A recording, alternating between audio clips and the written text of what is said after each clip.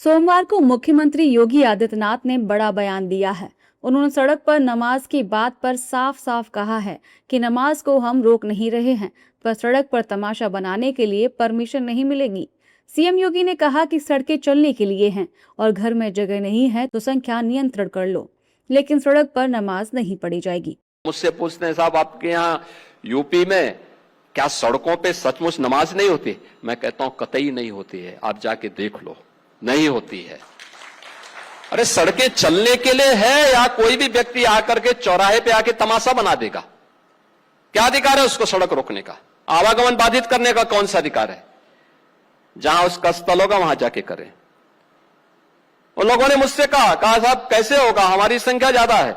हमने कहा शिफ्ट में कर लो, तुम्हारे घर में रहने की जगह नहीं है तो भाई संख्या नियंत्रित कर लो, और नहीं है सामर्थ्य क्यों बेकार आगे संख्या बढ़ाई जा रहे हैं।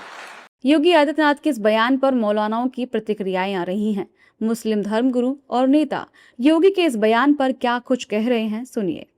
ईद और बकरीद के दिनों में जब नमाजी ज़्यादा हो जाते हैं तो इमाम चेंज करके एक ही मस्जिद में 2 जमातें, 3 जमातें, 4 जमातें कर ली जाएं। उससे क्या होगा कि रोड पे जो गाड़ियों की आमद व रफ्त है वो मुतासिर नहीं होगी, ट्रैफिक जाम नहीं लगेगा और किसी को कोई दिक्कत नहीं होगी।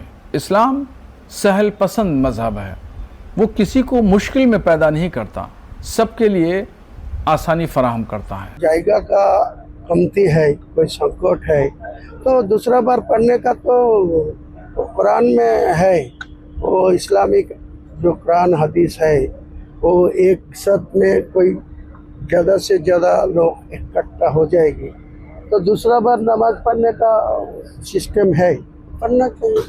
जबकि एआईएम नेता वारिस पठान योगी के बयान पर भड़क गए और पीएम मोदी से संज्ञान लेने की बात कह रहे हैं। अरे चलो, मेरे को अगर मस्जिद के अंदर नमाज जगह नहीं मिली, जुम्मा का वक्त हो गया, मैंने नमाज पढ़ लिया, क्या कर लेंगे? मार डालेंगे, गोली मार डालेंगे?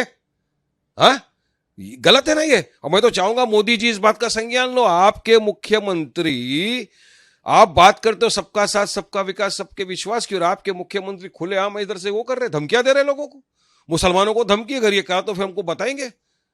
हाँ, ये तो रोकना चाहिए। ये तो देश के सौहार्द को बिगाड़ रहे, सेक्युलरिज्म को नष्ट कर रहे। इस तरह की भाषा का उपयोग नहीं होना चाहिए।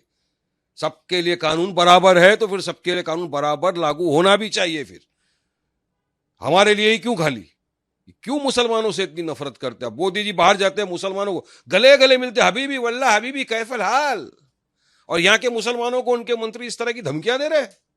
ये सरासर मैं समझता हूं गलत है। मोदी जी को संज्ञान लेना चाहिए इस बात का और योगी के खिलाफ कार्रवाई करना चाहिए इसने बयान देने के लिए। हालांकि विपक्षी नेता और मुस्लिम नेताओं की मिलीजुली प्रतिक्रियाएं आ रही हैं।